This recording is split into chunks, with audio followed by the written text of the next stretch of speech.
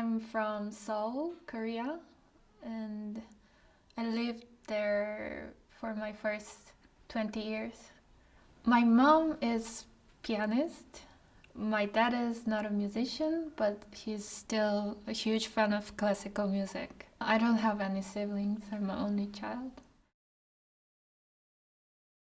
And the moment I fell in love with music, I still remember very clearly. I was around 4 and it was one day in kindergarten.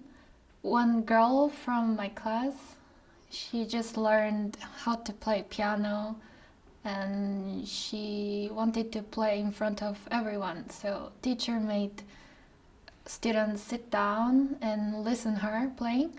She just played very simple, short children's song, was only like 15 seconds.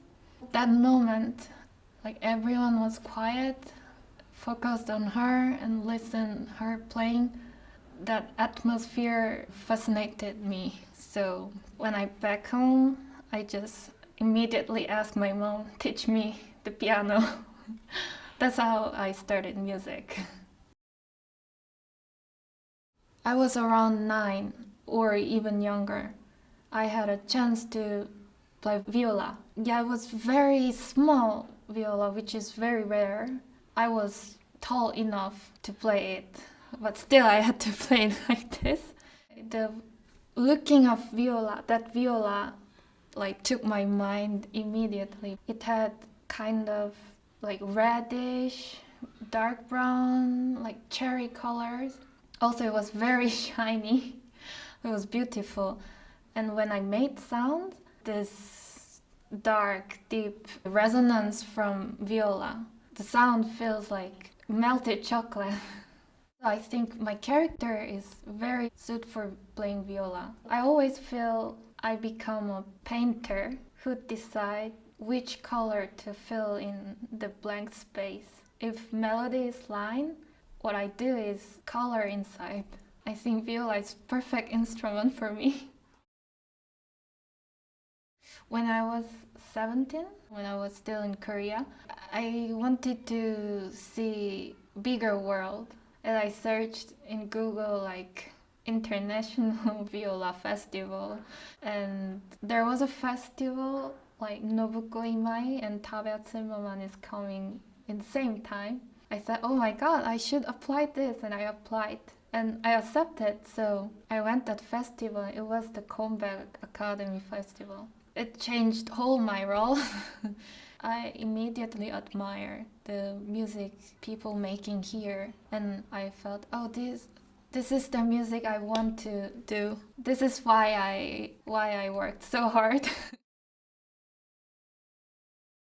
While we're living, we constantly feel different emotions, but not everything we can express. We learn how to hide or control our emotions while we're growing up. Also, there are some emotions, if they're expressed in words, it lost their meaning. I also think there is no wrong emotion.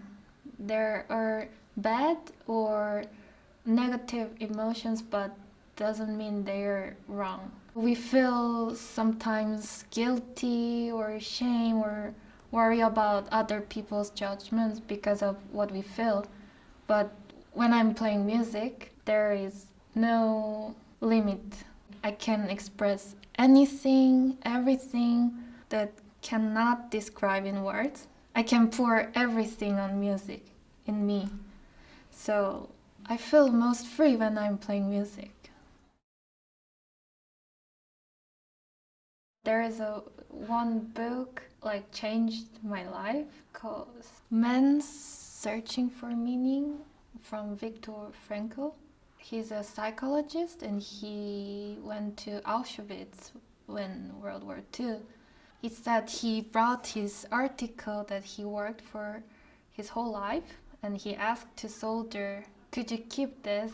This is very important for me, but he threw it in the fire and it disappeared in 1 second. Also, he lost his family, his parents, his wife, his sister. And when you go in there, they shave all hair from the body, so he literally didn't have anything, even one hair. There was just his body. And he asked to reader, like, even if the situation, could you find your meaning of life?